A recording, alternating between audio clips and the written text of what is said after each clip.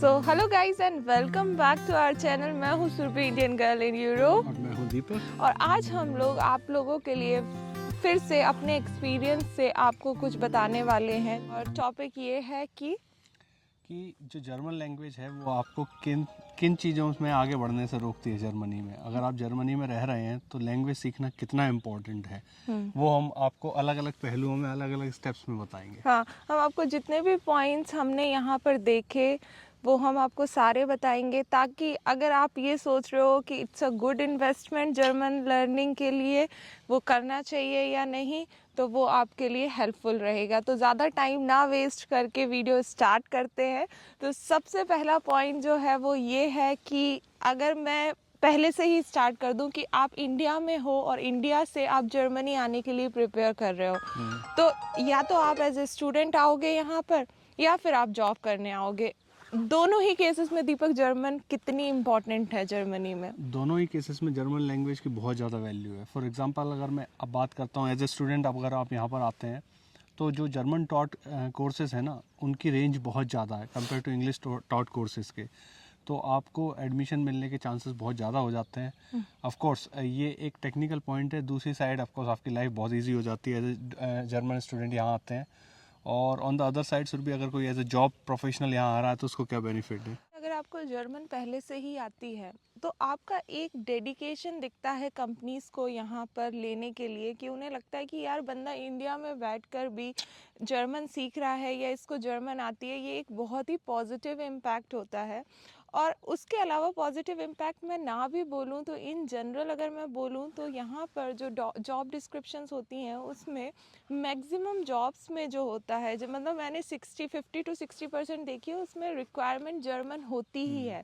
तो आप ये सोच रहे हो कि अगर आप 100 एप्लीकेशन अप्लाई कर रहे हो तो जो 60% है वो आपकी एलिमिनेट हो गई है। मतलब वो आप कर ही नहीं सकते अप्लाई जस्ट बिकॉज आपको जर्मन लैंग्वेज नहीं आती है। तो एज ए स्टूडेंट अगर आप जर्मन प्रोग्राम में जाते हो, कंपटीशन वहाँ पर कम होता है। एज ए जॉब अगर आपको जर्मन आती है तो आपकी जो अपॉर्चुनिटीज़ होती हैं वो बहुत बढ़ जाती है। मैं तो ये बोलती हूँ अनलिमिटेड, फिर तो आप कोई भी जॉब अप्लाई कर सकते हो। और सबसे अच्छी बात जो एम्प्लॉयर है ना, अगर आपको बहुत एक्सपर्ट लेवल की जर्मन भी नहीं आती और जर्मन लैंग्वेज रिक्वायरमेंट नहीं है जॉब के लिए, फिर भी आप थोड़ा बहुत इंट्रोडक्शन और ग्रीटिंग्स जर्मन में दे सकते हैं अपनी, तो एक पॉजिटिव इम्पैक्ट जरूर पड़ता है उस चीज़ का। हाँ। सेकेंड पॉइंट चालू करने से पहले मैं आपको एक अपॉर्चुनिटी दे रही हूँ ताकि आप फ्री में जो है वो लैंग्वेज सीखो। ये जो है ये है लिंगोडा का स्प्रिंट चैलेंज। ये चैलेंज अगर आप कंप्लीट कर लेते हो टाइम बीइंग, तो आपको जितना भी आपने पैसा भरा हुआ है वो कैशबैक आपको मिल जाएगा। लिंगोडा जो है वो एक ऑनलाइन लैंग्वेज स्कूल है। सबसे अच्छी बात इस स्कूल की मुझे ये लगी कि ये स्टूडेंट्स को मोटिवेट करता है और रिवॉर्ड्स देता है ताकि आप जो है वो लैंग्वेज सीखो। सिर्फ लैंग्वेज सिखाने के लिए नहीं, बल्कि आपको मोटिवेट करने के लिए कि आप जिस भी लेवल पे हो उससे आप बहुत अच्छा परफॉर्म करो। उसके लिए इनका स्प्रिंट चैलेंज है। जब आप ये स्प्रिंट चैलेंज करोगे तो आपको 100% तक जो है वो कैशबैक मिल जाएगा। तो अगर आप 30 लेसन्स 2 महीने तक 30 लेसन्स करोगे, दैट मीन्स 60 लेसन्स, तो आपको 100% कैशबैक मिलेगा।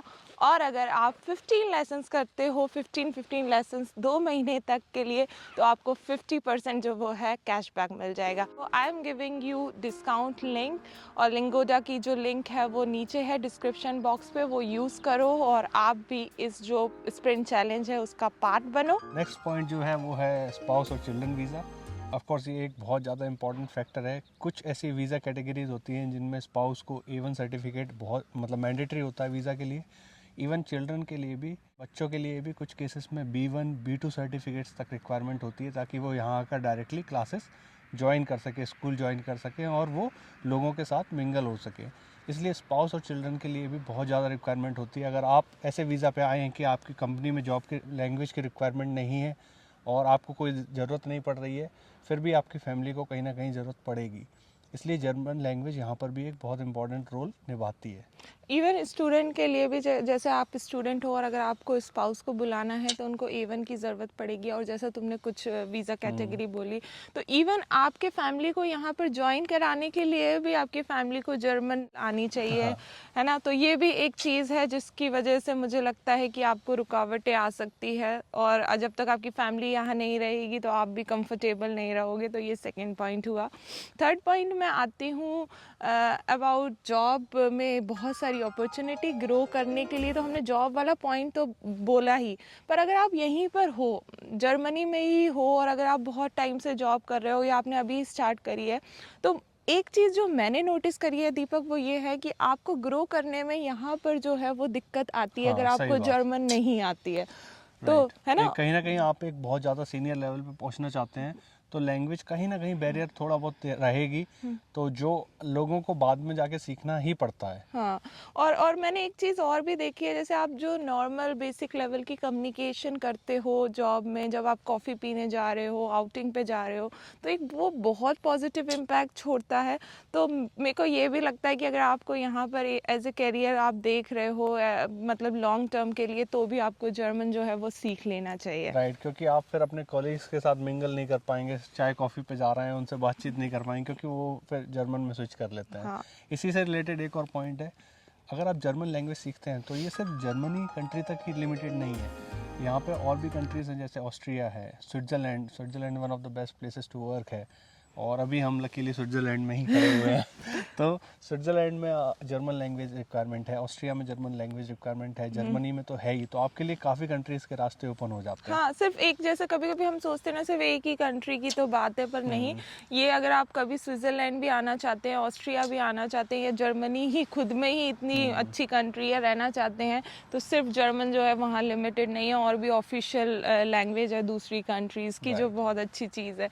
अब जो नेक्स्ट पॉइंट है दीपक, वो मैं आई थिंक सब लोगों के लिए बहुत इंटरेस्टिंग होता है यहाँ पर आने के बाद। मतलब हम लोग जब यहाँ आते हैं, पीआर में क्या रुकावट करेगा कि नहीं, तो तुम बताओ, अगर किसी को पीआर चाहिए तो क्या जर्मन आनी ज़रूरी है उन लोगों को? देखो, पीआर जनरली वो लोग लेते हैं, ज़्यादातर लोग, मैं मेजॉरिटी बता रहा हूँ, जो लंबे समय रहना चाहते हैं और जो कहीं ना कहीं आगे चलकर पासपोर्ट भी अप्लाई करना चाहते हैं जर्मनी का। तो जब आप लॉन्ग रन में देखें, पासपोर्ट की तरफ देखें, तो आपको B1 चाहिए ही चाहिए, कोई सॉल्यूशन नहीं है। हाँ। पासपोर्ट लेने के लिए और पीआर के लिए भी, जो ब्लू कार्ड वीज़ा जिनके पास है उनको A1 चाहिए कम से कम, और बाकी सभी को B1 तो चाहिए ही हाँ, चाहिए। और कुछ केसेस में लेबन्स इन डॉइचलैंड जो सर्टिफिकेट है वो भी चाहिए होता है, और वो पूरा जर्मन में होता है। तो जब तक आपको जर्मन आती नहीं है, आप वो एग्ज़ाम भी नहीं दे सकते हो। तो इन शॉर्ट, मतलब कोई आप शॉर्टकट भी नहीं ले सकते हो, इन चीज़ों का आपको सीखनी ही पड़ेगी। तो पीआर के लिए भी ज़रूरी है।